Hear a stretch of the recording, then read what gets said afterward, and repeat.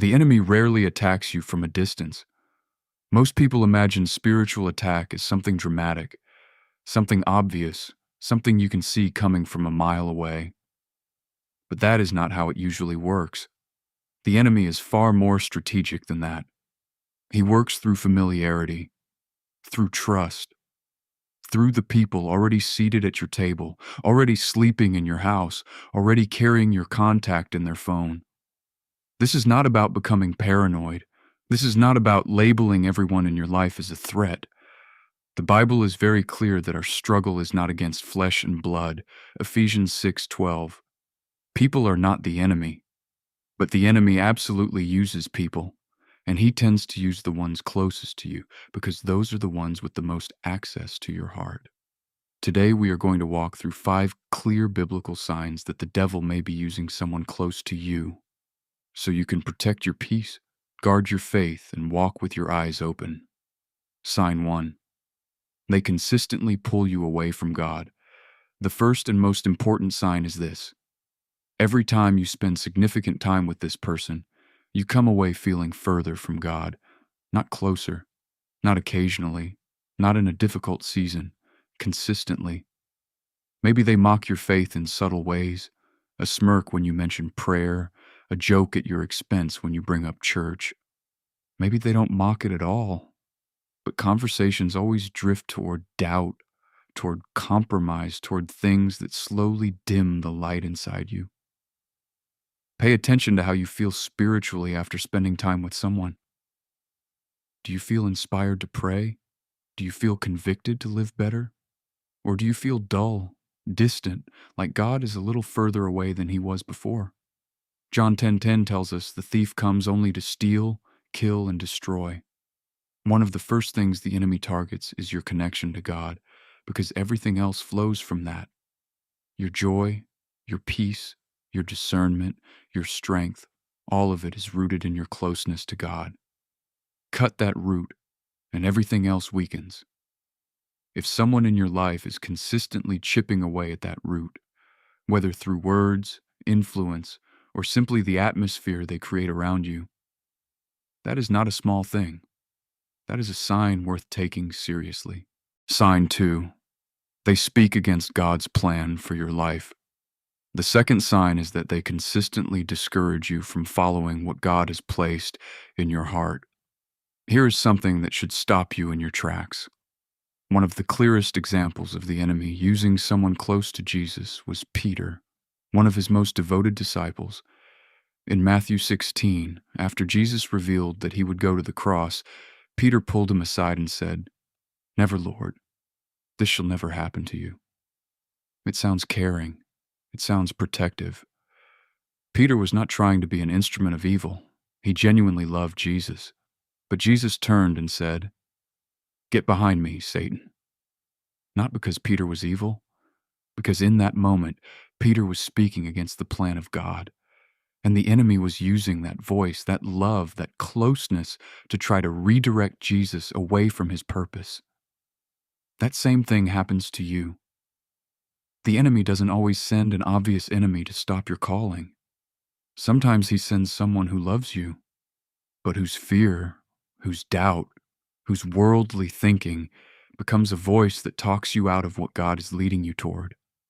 If someone close to you consistently discourages your ministry, your obedience, your bold steps of faith, if they always have a reason why you shouldn't, why it won't work, why now isn't the time, test that voice carefully. Love is not always wisdom, and not every discouragement comes from a good place, even when it comes from a good person. Sign 3. They bring constant chaos and confusion. The third sign is that their consistent presence in your life produces chaos, anxiety, instability, and confusion, not peace. The Bible is clear in 1 Corinthians 14:33. God is not a God of confusion, but of peace. So when a relationship consistently produces the opposite of peace, when you feel anxious around this person, when conversations leave you destabilized, when their presence in your life brings more disorder than order, that pattern deserves examination. Now, relationships are hard. People are complicated. Not every difficult season in a relationship means the enemy is at work, but there is a difference between a relationship that challenges you and a relationship that consistently drains, destabilizes, and confuses you. One refines you, the other depletes you. A relationship that consistently leaves you confused about who you are, what God has called you to, and what you believe, that is not just a difficult relationship. That is a spiritually dangerous one. Ask yourself, when I am with this person, do I feel grounded or do I feel scattered? Do I leave conversations with more clarity or more confusion? The answer will tell you a great deal about what spirit is operating through that connection. Sign 4. They make sin feel comfortable and normal. Sign 4.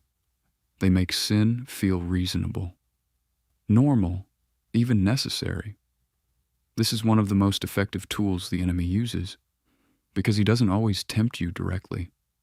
Sometimes he sends someone who slowly redefines your boundaries, who laughs at your convictions until they feel embarrassing, who makes you feel extreme, old-fashioned, or uptight for having standards that are simply biblical.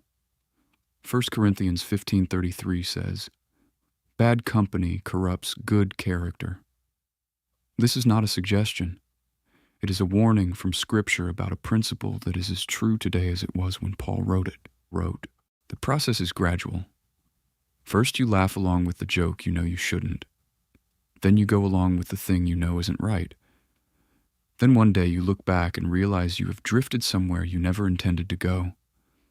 Not in one dramatic moment, but in 100 small ones, each one nudged along by a voice that made compromise feel like freedom.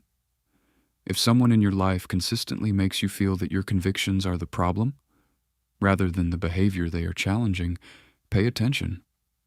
Conviction is the Holy Spirit protecting you. Anyone who works against that is not working in your favor. Sign 5. They isolate you from other believers. The 5th sign is one of the most dangerous of all. They pull you away from your church, your Christian friendships, your spiritual community, slowly, quietly, until you look around one day and realize you are alone. Isolation is one of the enemy's oldest and most effective strategies. Hebrews 10:25 warns believers not to give up meeting together. There is a reason God designed faith to be lived in community, because there is protection in it. Accountability, covering, strength. A lion never attacks the middle of the herd. It waits for one animal to stray from the group. Then it moves. The enemy works exactly the same way. If he can create distance between you and your spiritual community, through a relationship, through busyness, through subtle discouragement from church, he has separated you from your covering and made you vulnerable. If someone in your life is consistently creating tension between you and your church, between you and godly friendships, between you and the community that once fed your faith, that pattern is not an accident. Pray over it. Take it seriously. What to do? So if you've recognized one or more of these signs in a relationship, what do you do? First, pray before you act.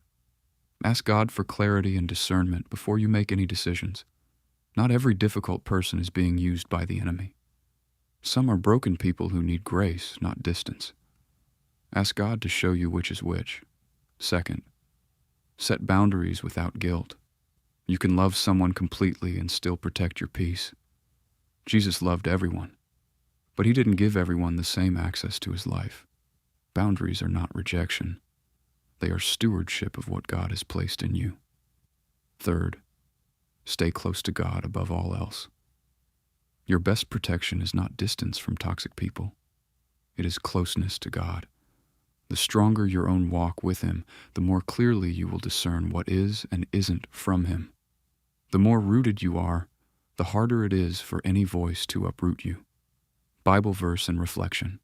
Ephesians 6:12 says, "For our struggle is not against flesh and blood, but against the rulers, against the authorities, against the powers of this dark world, and against the spiritual forces of evil in the heavenly realms." The people around you are not your enemy, but the enemy uses people.